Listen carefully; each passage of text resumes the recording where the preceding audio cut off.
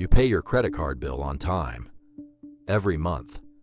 You never miss. And every month the balance sits in almost exactly the same place. You do the math once, late at night, and the number does not move the way it should.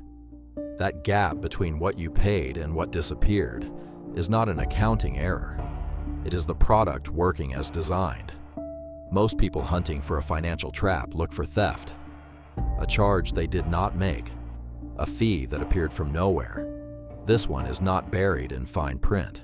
It is printed in bold on the front of your statement, next to the due date, where you are supposed to see it. The dangerous version of this trap is not the obvious one. It is the one that looks like nothing at all, because it looks like you paying your bill. Here is what that number actually does. Pull up your most recent statement and scroll to the bottom. There is a small box there, usually 2 rows. One row shows how long it takes to clear your balance if you only pay the minimum. The other shows the payment that would clear it in 3 years and what you save by doing that. That box is called the minimum payment warning, and it exists because of the Credit Card Accountability Responsibility and Disclosure Act of 2009. Lawmakers mandated it because the timeline, on its own, was considered a disclosure worth requiring by law. Look at the first row. On a balance in the low thousands at a rate north of 20%, that number is often measured in decades, and the total interest can exceed what you originally borrowed. Here is the part most people miss. That box is not a warning about your habits. It is a plain description of the contract you already signed. Now find the line in your agreement that defines how the minimum is calculated. It usually reads as a small percentage of your balance, commonly somewhere between 1 and 3%, plus interest and fees, or a fixed floor of roughly $25 to $40, whichever is greater. The industry term is a percentage of balance minimum. Here's the mechanism. Because the minimum is a percentage, it shrinks every time the balance shrinks. You pay, the balance drops slightly, and next month the required payment drops too. Your effort stays constant. The requirement slides away from you. Most repayment structures work the opposite way. A mortgage or a car loan holds your payment flat and drives the balance to zero on a fixed schedule. This one holds nothing flat. And this is the detail that gives it away. The structure is not built to end. It is built to be sustainable, indefinitely, for both parties. Think about how you decided what to pay last month. Not the reasoning you would give out loud, the actual decision. For most people, it begins by reading the minimum and adding something on top of it. Behavioral researchers call this anchoring. In controlled studies, simply printing a minimum payment on a statement pulled down how much people chose to pay, including people who could comfortably afford more. Remove the number entirely, and average payments rise. The minimum is not functioning as a floor. It is functioning as a suggestion. Mild version. You pay slightly less than you intended. Moderate version. It becomes your default for a year. Severe version. You set auto pay to the minimum and stop making the decision at all. Most people blame willpower for that outcome. The cause is design. Check whether your last statement charged you interest on purchases you made during that same cycle. If you pay your full statement balance every month, you get a grace period, typically around 21 to 25 days, in which new purchases carry no interest. Carry a balance, and under most agreements, that grace period disappears. New purchases start accruing interest the day they post. Getting it back usually requires paying in full for 2 consecutive cycles. This is the cascade. The balance you carried in January is not the only thing being charged. The coffee you bought this morning is being charged too. People experience this as the balance growing on its own. It is not growing on its own. The rules change the moment you stopped paying in full. Look at your statement for separate balance categories. Purchases, cash advances, a promotional balance at a lower rate. If you have more than one, you have exposure here.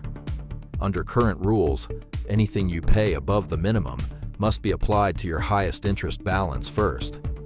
That protection is real, and it matters. Here is what survives it.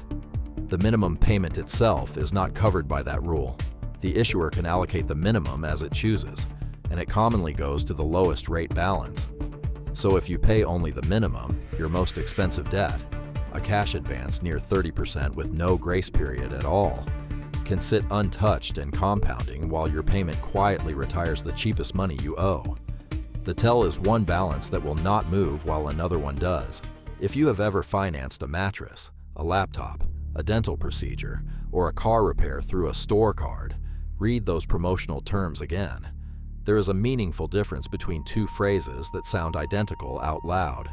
0% interest means the interest is waived.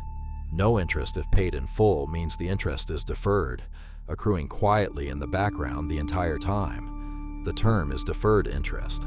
If any balance remains when the promotional window closes, even a few dollars, the full accrued interest from day one is added to your account.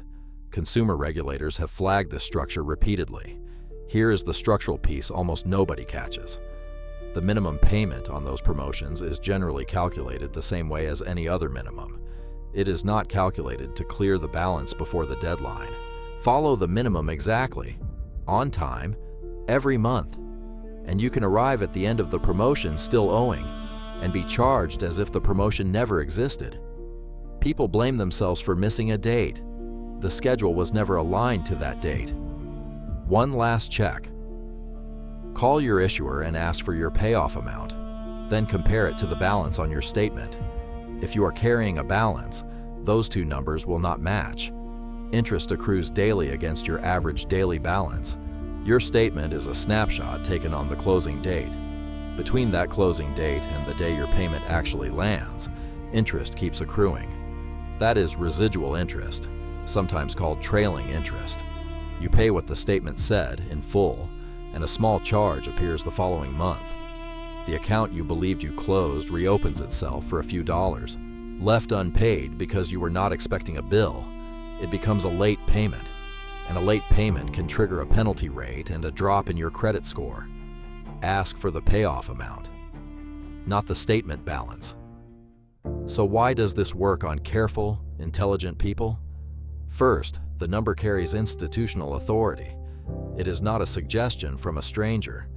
It is printed by your bank on a document with your name on it, beside the words amount due. Required reads as appropriate. Second, it solves this month. Cash flow pressure is immediate, and repayment math is abstract, and the mind resolves the immediate one every time. Third, sunk cost. After 2 years of steady payments, you feel invested in the arrangement, which makes it harder to abandon and easier to continue. And fourth, social proof. Roughly half of cardholders carry a balance from month to month. Nothing about your situation feels unusual, because statistically, it is not unusual. Regulators have estimated that cardholders in the United States pay well over $100 billion a year in interest and fees. That is not a collection of individual failures. That is a system operating exactly at scale. Now the useful part. Find the minimum payment warning box on your next statement and read the 3-year payment figure. That is your real target, and it is usually far less intimidating than people expect. Change your autopay from the minimum to a fixed dollar amount. A fixed amount does not shrink as your balance falls, which removes the extending tail entirely. And even a modest amount above the minimum changes the timeline dramatically. If you carry more than one balance type, pay meaningfully above the minimum, because only the portion above the minimum is legally directed toward your highest rate debt. Before accepting any financing offer, ask one direct question: is the interest waived or is it deferred? Get the answer in writing.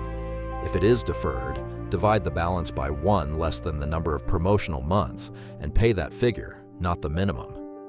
When you are closing out a balance, request the payoff quote rather than paying the statement figure, then confirm a zero balance the following month, and call to ask for a lower rate. Retention departments grant those more often than most people assume, and the call costs you nothing but the time. If the balance has moved past what adjustments can fix, nonprofit credit counseling agencies accredited by the National Foundation for Credit Counseling offer free or low-cost sessions and can negotiate structured repayment plans. This is awareness content, not financial or legal advice. If you believe charges on your account are incorrect or that terms were not disclosed to you as required, Contact your card issuer directly and consider speaking with a licensed financial advisor, an attorney, or your national consumer protection regulator. If one of these mechanisms describes an account you are holding right now, tell me which one in the comments. Subscribe for more deep dives into how financial systems actually work when you read them closely.